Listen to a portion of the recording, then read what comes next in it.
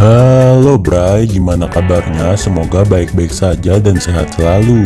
Oke Bray, di kesempatan kali ini Mimin akan merangkum alur cerita film Berlin Syndrome tahun 2017. Berlin Syndrome merupakan film bergenre psikologi thriller asal Australia. Kisahnya diadaptasi dari novel berjudul sama karya Melanie Houston. Film ini mengangkat tema psikologi sindrom Stockholm.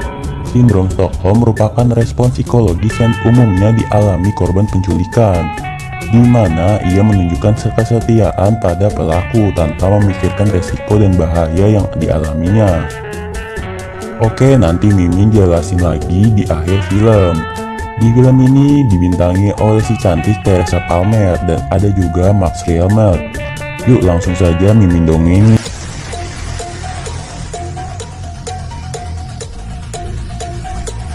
Di awal film ada seorang wanita bernama Claire. Dia seorang turis yang berasal dari Australia. Dan sekarang si Claire ini mau jelajahin Jerman, tepatnya di kota Berlin. Karena si Claire lelah dalam perjalanan, dia pun menyewa hostel. Claire pun menghabiskan malam bercengkrama sambil minum bersama orang-orang asing di atap gedung. Kehangatan yang cukup menyenangkan bagi seseorang yang tengah seorang diri di negeri asing. Keesokan harinya dia mulai mengeksplor kota Berlin ini. Dia pun berkeliling dengan menenteng kamera yang ia bawa, sambil memotret objek yang menarik seperti bangunan bekas Jerman Timur saat Perang Dingin. Sampailah secara tidak sengaja ia bertabrakan dengan seorang laki-laki di lampu merah yang bernama Andy. Supaya menghindari kesan canggung, Andy basa-basi dengan si Claire dan mereka pun kenalan. Bahkan si Andy ngajakin Claire untuk berkeliling di rumah perkebunan. Mereka berbincang soal pekerjaan dan lain-lain. Setelah seharian berkeliling, si Andy mengantar Claire untuk pulang ke hostelnya. Tak lupa si Andy memberikan kecupan manja perpisahan. Dan sepertinya si Claire ini sudah tertarik dengan si Andy ini.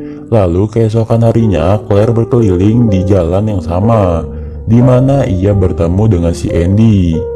Dan benar saja ia pun bertemu dengan Andy lagi yang sedang membaca buku.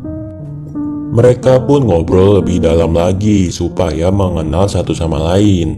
Singkat cerita, si Claire mengambil barang-barangnya di hostel dan memilih tinggal di tempatnya si Andy Bray. Lalu nggak lama kemudian mereka main kuda-kudaan. Mimin aneh sih sama si Claire, padahal baru kenal tapi udah mau diajak kuda-kudaan sama si Andy. Keesokan harinya Andy ternyata seorang guru. Dia mengajar bahasa Inggris di sekolah olahraga. Pindah ke si Claire saat ia ingin keluar dari tempatnya Andy yang ternyata pintunya itu dikunci dari luar. Tapi si Claire masih berpikiran positif. Dia pun memilih untuk berkeliling di rumahnya Andy sambil menunggunya pulang. Pas si Andy pulang, Claire pun bertanya kepada Andy dengan nada tertawa, masih tanpa rasa curiga sedikit pun. Nah, barulah keesokan harinya si Claire terkaget-kaget setelah melihat tulisan di punggungnya yang artinya si Claire hanya milik Andy dan Andy tak akan melepaskannya. Claire pun mencoba mencari jalan keluar, termasuk HP-nya yang ternyata diam-diam si Andy ngambil kartu SIM-nya. Claire auto panik dong. Lalu ia mencoba memecahkan kaca, namun kacanya ini berlapis dan sangat tebal. Singkat cerita, datanglah Andy dengan tampang yang serius. Claire pun bertanya apa yang sudah ia lakukan dengan mengurung dirinya di dalam rumah. Si Andy pun bilang, katanya mau tinggal. Ya udah, dibikinlah si Claire ini tinggal dan gak bisa kabur. Panik-panik deh tuh.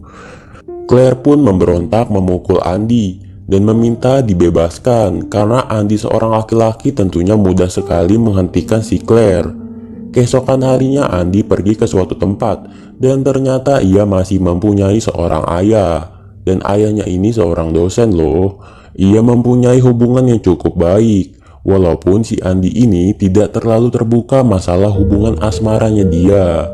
Kemudian keadaan semakin memburuk untuk si Claire. Dia diikat di atas kasur supaya dia ini nggak bisa kabur. Walaupun diikat, tapi si Andy masih perhatian loh sama si Claire. dengan membawanya makanan dan mengajaknya bermain. Si Andi ini juga doyan memfoto si Claire yang hanya memakai pakaian dalam untuk dijadikan koleksinya. Ya mungkin buat bacol kali ya. Suatu hari Claire mencoba menipu Andi berpura-pura baik sama dia. Mereka pun bermain puzzle. Dan tiba-tiba Claire menusuk tangan Andi menggunakan obeng. Ada kesempatan Claire langsung mengambil kunci untuk kabur. Lagi-lagi dan lagi-lagi si Kopet mah kuat. Dengan sangat mudah menghentikan Claire dan menjepit tangannya di pintu. Scene pun berganti di sekolah. Tiba-tiba Andi kayak bergairah gitu ngelihat salah satu muridnya bernama Franka. Saat di rumah Mimin gak ngerti sih. Dia ngurung Claire gak boleh kabur tapi perhatian banget sama si Claire. Kayak kukunya diguntingin. Bahkan si Claire dimandiin loh. Tiba-tiba si Franka ini datang bray ke rumahnya Andi. Ternyata dia ini juga demen sama si Andi. Wah enak sih, ngapa ya cewek cantik pada demen sama cowok yang model psikopat gini. Makanya jadilah psikopat, udah kuat, banyak disukain cewek-cewek lagi. Oke, hari-hari berikutnya Andi semakin liar. Ia membelikan sebuah pakaian seksoi untuk dikenakan sama si Claire. Lalu Andi memfotonya. Dan si Claire udah mulai gila nih bray. Ditinggal sendirian di rumah tanpa bersosialisasi dengan manusia lainnya. Sedangkan si Andi lebih memilih menghabiskan waktu di rumah ayahnya. Dan naasnya ayahnya meninggal karena suatu penyakit. Andi pun pulang. Dia menceritakan sama Claire kalau ayahnya udah meninggal. Claire pun langsung memeluk Andi dan main kuda-kudaan di lantai. Si Claire pun harus menerima kenyataan kalau dirinya harus terkurung di rumah ini selamanya.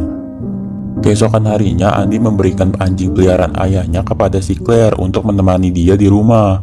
Sampailah suatu hari si Claire diajak ke tengah hutan sama si Andi nih. Niatnya Andi untuk membunuh si Claire. Dia udah siap-siap tuh megangin kapak. Untungnya ada seorang bocil yang berteriak dan menggagalkan rencana Andi. Saat si Andi menolong bocil ini, si Claire meminta tolong kepada bocil ini. Namun sayang si bocil nggak bisa bahasa Inggris. Akhirnya si bocil kembali kepada orang tuanya. Dan pada akhirnya juga Claire kembali lagi ke rumah si Andi. Lebih parahnya lagi, anjing si Claire diambil lagi oleh si Andi. Singkat cerita, pada malam tahun baru, Andi yang lagi pesta sama teman-temannya kerjanya meninggalkan Claire sendirian di rumah gitu kan. Claire berhasil menemukan foto-foto dari korban lainnya. Dia pun cuma bisa termenung melihat kembang api dari jendela yang tidak bisa ia tembus. Tiba-tiba ada seseorang yang memainkan senter. Si Claire pun berteriak meminta bantuan pada orang ini. Orang ini pun berlari ke tempatnya Claire. Namun Andi datang dan menghabisi orang ini. Setelah orang ini mati, dia pun datang dan memeluk si Claire. Lalu mayat orang ini dibakar di tong sampah. Selanjutnya Andi pun menutupi semua jendela dengan papan kayu supaya si Claire tidak bisa lagi meminta tolong kepada siapapun. Singkat cerita, si Claire masuk dalam pencarian orang hilang di sebuah koran Jerman. Makanya Andi meminta Claire mengemasi barang-barangnya. Lalu tasnya Claire dibawa sama si Andi dan diumpetin di sebuah tempat sehingga tidak ada barang bukti lagi. Si Claire pun tidak kehilangan akal. Ia menyisipkan sebuah foto dirinya di buku Franka yang pernah ke rumah si Andi. Saat buku dibagikan oleh Andi, Franka melihat foto tersebut dan langsung connect pergi berlari ke rumah si Andi. Foto tersebut terjatuh. Murid lain pun langsung ramai melihatnya. Begitupun Andi saat melihat foto itu, ia langsung pergi untuk pulang ke rumah. Dan benar saja, ada sepeda sang murid. Andi pun mencari Claire dengan membawa sebatang linggis. Lalu yang terjadi, Andi terkena jebakan si Claire. Lalu dikunciin dah tuh di rumahnya sendiri. Kunci rumah dan barang berharganya diambil sama si Claire. Tentu hal ini tidak lepas dari bantuan murid yang membantu si Claire ini bray. Film ini berakhir dengan Andi yang gantian dikurung di rumahnya sendiri, sedangkan Claire yang merasakan indahnya udara kebebasan. Happy ending ya bray. Oke bray, jadi film ini kisah nyata di mana ada gangguan psikologis pada korban penyanderaan yang membuat mereka merasa simpati atau bahkan muncul rasa kasih sayang terhadap pelaku bray. Para psikolog menduga jika Stockholm Syndrome merupakan cara korban untuk mengatasi stres atau trauma yang berlebihan akibat penyanderaan. Oke bray, jadi sampai situ aja. Terima kasih sudah menonton. Bye-bye.